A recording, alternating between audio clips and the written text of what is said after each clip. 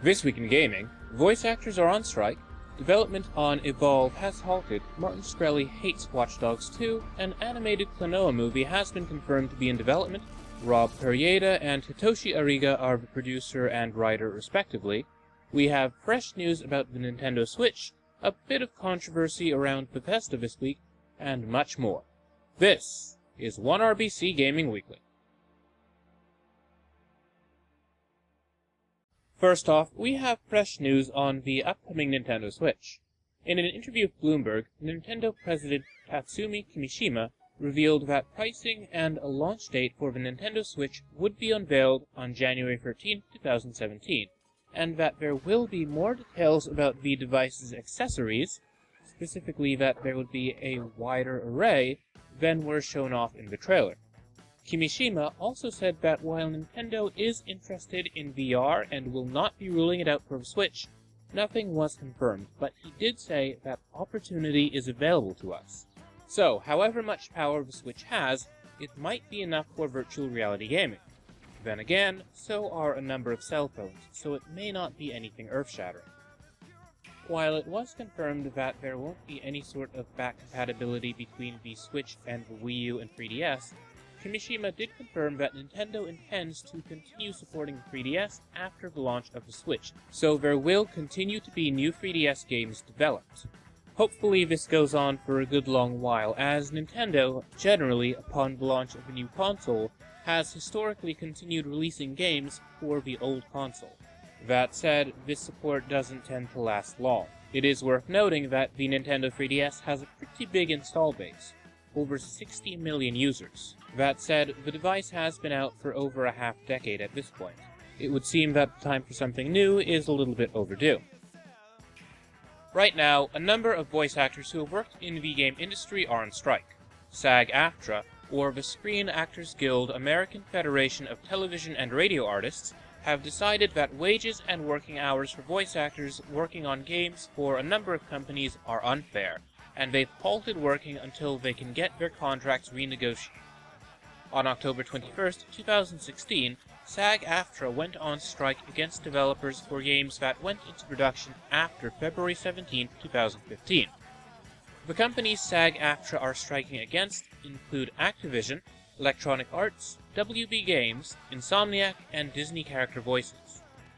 Thanks to the strike, a number of upcoming games have been leaked, revealed to be in development thanks to actors saying what they've been working on contractually. There's something called Fearless, and something else called Scorpion coming out of Electronic Arts. Activision is working on something that's codenamed Python, no idea what these games could be, whereas Insomniac has 4 titles listed, I-21 through 24, so these are super secret projects that may still be in development, or that may have already been released under different names. Regarding the long-term consequences of this strike, it could lead to some game titles being delayed. Quite a number of the games affected, including one upcoming Skylanders title for instance, lean very heavily on original voice talent as an in-game asset. While it is true that a lot of games don't have voice acting, just imagine what Skylanders would be for your kids who can't read if Spyro never talked. Imagine if Nathan Drake never made any wisecracks. Imagine if you could actually understand Crash Bandicoot. This is a serious issue, people. It's a strike that we'll be keeping an eye on.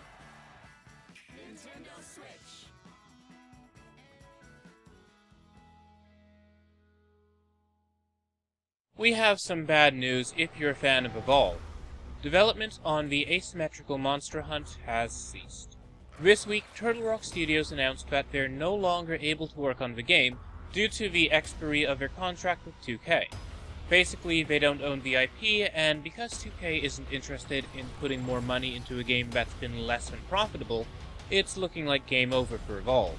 In case you missed the news, Evolve went free to play earlier in the year, as Evolve Stage 2.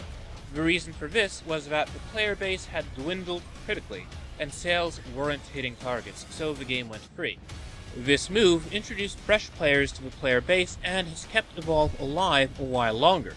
Seeing as development on the game is now over, that will almost inevitably lead to the shrinking of the already small player base. Free-to-play multiplayer games as good as require regular content updates in order to keep the players active and reaching for more. In case you're unfamiliar with its gameplay, in Evolve there are two teams. One team comprises of elite hunters armed to the teeth. The other team is just one player, the monster. Now, the monster spends much of the game growing and evolving, becoming increasingly powerful, and trying not to get killed by the team of hunters. If the monster makes it to level 3, however, it can make quick work of the hunters. Now, I have not played Evolve, but I have heard good things about it. The free-to-play Evolve Stage 2 is currently available on Steam. It seems that with development ceased, there won't be a free version of the game coming to consoles. So while it is available to purchase on the Xbox One and PlayStation 4, I really cannot recommend picking it up at this point.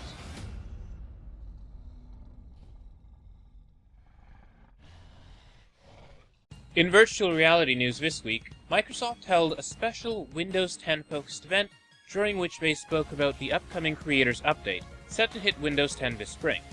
A big part of the event was a focus on virtual reality. Microsoft announced that HP, Dell, Lenovo, Asus, and Acer would all be producing their own VR headsets and accessories, starting at $299, undercutting the PlayStation VR by $100, the Oculus Rift by $300, and the HTC Vive by $500. Will these new, cheaper VR headsets be on par with the more expensive, earlier models? Time will tell, as Microsoft didn't have much to say or show regarding these headsets. That said, there was quite a focus on AR as well during the event. It just really seems that there's this focus on making things in 3D and enjoying them in virtual or augmented reality, that is, by projecting them into the environment around you. Stay tuned, as we'll be keeping an eye on these to be announced headsets. So while we're talking about Microsoft, they also announced that Beam will be included in the upcoming Creators Update. In case you've not heard of it, Beam is a streaming service that's been acquired by Microsoft. It offers notably low latency streaming and aims to allow greater interactivity between streamers and their audience. In Pokemon Go news this week, an update came to the game that introduced an important feature. The sign out button that used to appear in the middle of the loading screen is now on the upper right hand side. Speaking seriously, however, the game's currently having a Halloween themed event in which catching Pokemon grants bonus candy, and extra spooky Pokemon, that is, weak little Gengars, are out and about in larger numbers. The game's fanbase hails this as a step in the right direction, as the update has brought back a number of players. People who've been sick of catching Pidgey and Rattata are finally getting the Cubones of their dreams. Frankly, I'm just hoping they flood the game with Sudowoodo during everybody's favorite holiday, Arbor Day.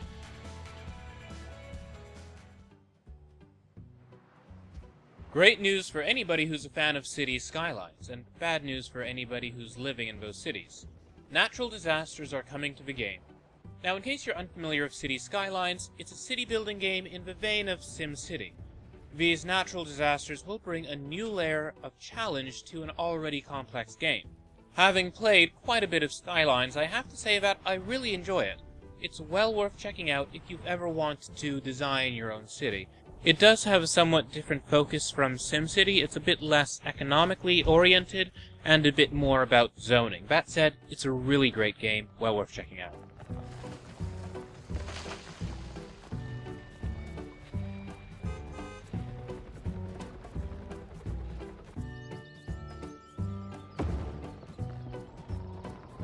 In-game releases this week, Meadow was released on Steam for Mac, Windows, and Linux. It's going for $3, and it's one of the strangest games I've seen all month. Developed by Might and Delight, it's an online multiplayer experience. To put it in perspective, the developers previously released the Shelter games, in which you play as an animal trying to raise its young. I played the first game, and my heart was broken in two when I was such a bad mom that all my little badger cubs died. I'm not sure how the experience is supposed to translate over to a multiplayer sandbox, but apparently the game's got largely positive reviews on Steam. While it does seem that this game has some optimization issues, it's a good time for people who enjoy exploring and don't mind nonverbal in-game communication. If you're into experiential, experimental MMOs, check out Meadow. It's only $3, and I'm sure you've paid more money for less interesting experiences. It would probably be your thing if you were really into Journey and didn't mind a game with a bit more wandering and a bit less of a goal. The Elder Scrolls V Skyrim Special Edition was released on Xbox One, PlayStation 4, and Windows this week, and from what I've been seeing, it looks pretty good. Now, in case you're wondering just what's so special about this edition, this version of the game includes some graphical improvements, dynamic depth of field, volumetric lighting, etc., and it also brings the game to the Xbox One and PlayStation 4. There's also a Windows version of Skyrim SE, and that's gotten decent reviews from players thus far, but it seems that the game still suffers from quite a few of the same glitches that it suffered back when it was released 5 years ago. This isn't really that much of a remaster, it's just been given a few fancy visual tricks. If you really want the game to look amazing, you don't need to buy the special edition. You're best off getting the original game and hitting it with some mods. One of the issues with this new edition of the game is that its audio is apparently not nearly as good as that of the original game. Over on the Skyrim mod subreddit, Redditor Lasser Arkenshade pointed out that the original game shipped its audio in high-quality WAV format. The new audio is compressed in the XWM format, and its quality suffers badly. It's not just the audio that's flawed, however, as Brumbeck of the Iguanodons.net forums did some poking around through the game's supposedly new texture files and discovered that Bethesda didn't really use new textures. They upscaled pre-existing ones.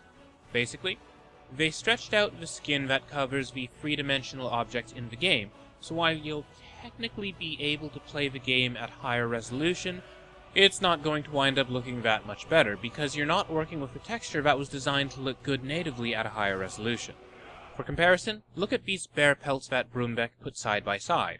On the left is the original texture, and on the right is the upscale. It's not that much of an improvement, and you can even see the same visual artifacts in some of the same spots if you look closely. There was a bit of controversy this week when Bethesda revealed that they would be sending review copies of Dishonored 2 and Skyrim SE to the press a day before launch. They made an official announcement about this on their website, stating, "With the upcoming launches of Skyrim Special Edition and Dishonored 2, we will continue our policy of sending media review copies one day before release. While we will continue to work with media, streamers, and YouTubers to support their coverage, both before and after release, we want everyone, including those in the media, to experience our games at the same time." This does not bode well. A large part of the reason why outlets are given access to games early is so that they can have time to form opinions and collect accurate information about a game, so that when launch day does come and reviews are released, they're accurate. Speaking as a game journalist, we operate on tight schedules. Something as expansive as a supposedly remastered edition of Skyrim cannot be reviewed with only a day for impressions. People may not realize it, but there's a lot more to writing game reviews than just playing games. It's real work. Bethesda's latest move is only going to benefit outlets that unscrupulously push out reviews with a view to accruing clicks and not accurately informing consumers. What does Bethesda stand to gain? Well, their games tend to suffer serious flaws on launch, and by sending out review copies at the last minute, they can lean heavily on marketing coverage from the less scrupulous outlets that choose to put out flawed reviews in order to convince people to buy early, before issues become apparent. Even though it's only been a day, quite a number of outlets have noticed some serious issues with the games. Who knows what's going to be unveiled in the coming weeks? What do you think? Is Bethesda making a mistake? They claim that they want everyone to experience their games at the same time. Why? It's clearly not for the benefit of the consumer. Or is it? You can let us know what you think on Twitter at OneRuleBeCool. We'll be happy to share your thoughts on next week's episode. If you're looking for a new racing game, you may want to check out the VR-focused Project Cars Pagani Edition, which came to Steam this week and is available to download for free. This version of the game is a gorgeous virtual reality racer that puts you inside the cars. It's available for Windows and compatible with the Oculus Rift and HTC Vive. If you lack a VR headset, it does also work with the traditional display. Now, this game's gotten good reviews, and for the beautiful price of free, you get quite a bit of content. Several cars, a few tracks, 4K support. You can't go wrong. Check out Project Cars Pagani Edition if you're looking for a good, fun, free ride. And now for a brief word from our sponsor. Wow. somebody finally did it. And fishermen around the world say this lure will change fishing forever. You tie a line to it, you throw it in the water, you pull it, and it catches fish. It's almost like they have to eat it. That doesn't look like a fake bait. The Mighty Bite that's something. Imagine a lure that will make fish bite hard, hold on, and refuse to let go until you hook them and reel them in. Say hello to Mighty Bite. And nothing catches a fish's attention better than a wounded bait fish. And that's exactly how Mighty Bite looks, sounds, smells, tastes, and feels. That's why fish cats say no to Mighty Bite. It's better than live bait. And get the Mighty Bite fishing system now. Hey, Mighty Bite Hand 5. Woo! Oh, yeah. In today's special TV-only offer, you get the original 5-cents fishing lure system, the Mighty Bite. You get 8 pre-rigged, ready-to-fish Mighty Bite lures in proven multiple sizes, shapes, and natural colors. So you're locked and loaded to catch everything from panfish to giant bass to trophy-sized saltwater game fish.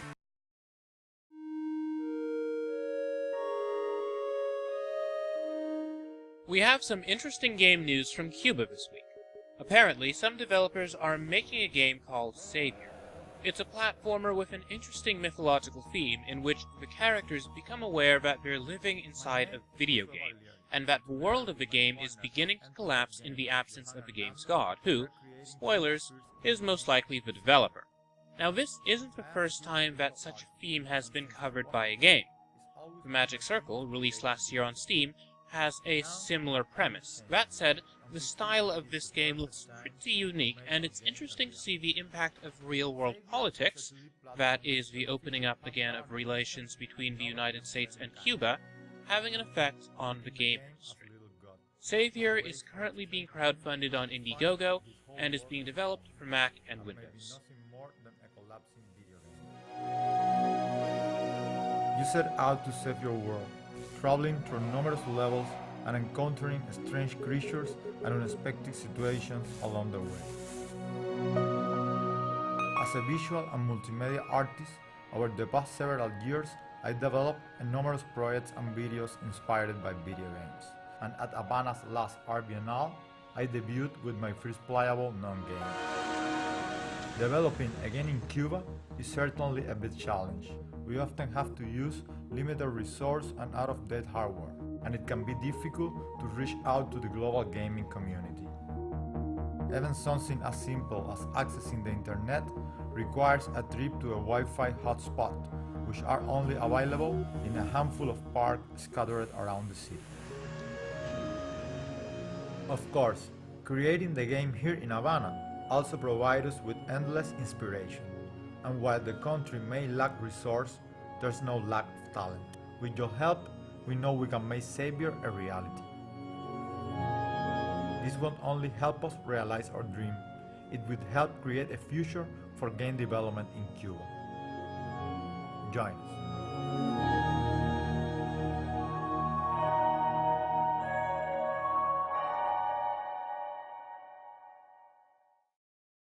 Finally, if you're looking for a winter sports game and snow just isn't your jam, you might want to check out Ubisoft's Steep, which will be having an early beta period from November 10th to the 14th, and then an open beta from the 18th to the 21st.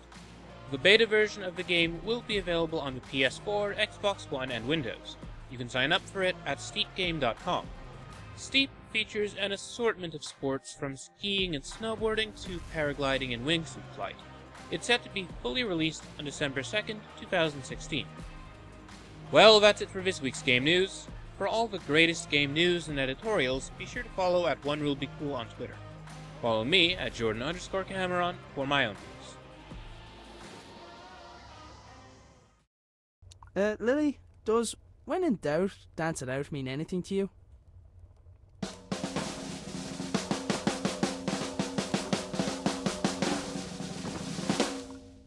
Right.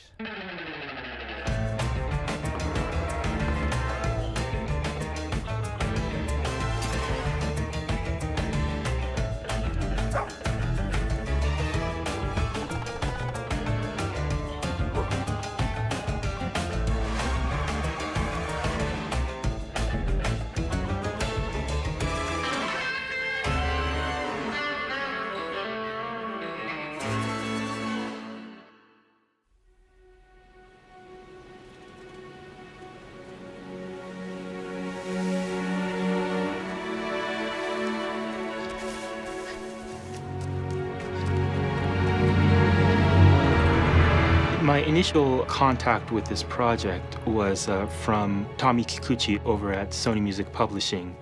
He had approached me about submitting a demo for the game, actually, and I believe it was a number of composers who had submitted demos for Ueda-san to listen to, and I guess I had done something right, because I was chosen to be the composer for the game. The reason why I chose Air Studio is for its acoustics. It's known for a very lush and gorgeous sound, and for the London Symphony, I mean, it's one of the best orchestras in the world. Good morning, everyone. Thank you for being here. I would definitely say the high point was stepping in front of the orchestra and having that first note played. It doesn't get better than that.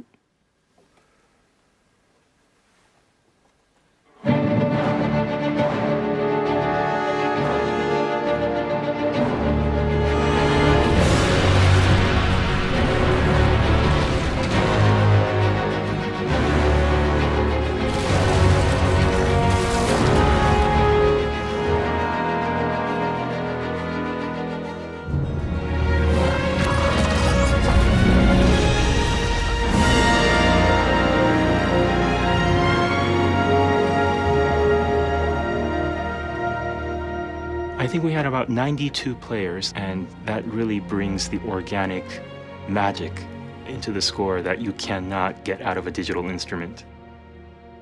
It has been challenging in the sense that the game Ueda-san has made is so unique and very delicate. It has a lot of heart. When I first started thinking and conceptualizing the score, the main thing was to try to isolate and minimize the amount of elements that are going to go into the score. For me, the compositional process for The Last Guardian, I think, was more like sculpting, trying to find the essence of the score and carving away or taking away. It's actually a subtractive process.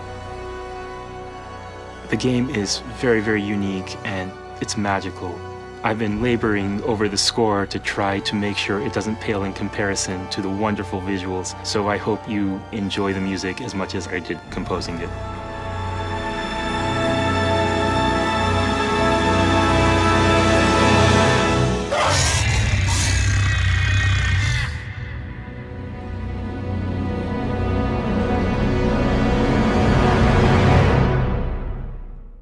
PlayStation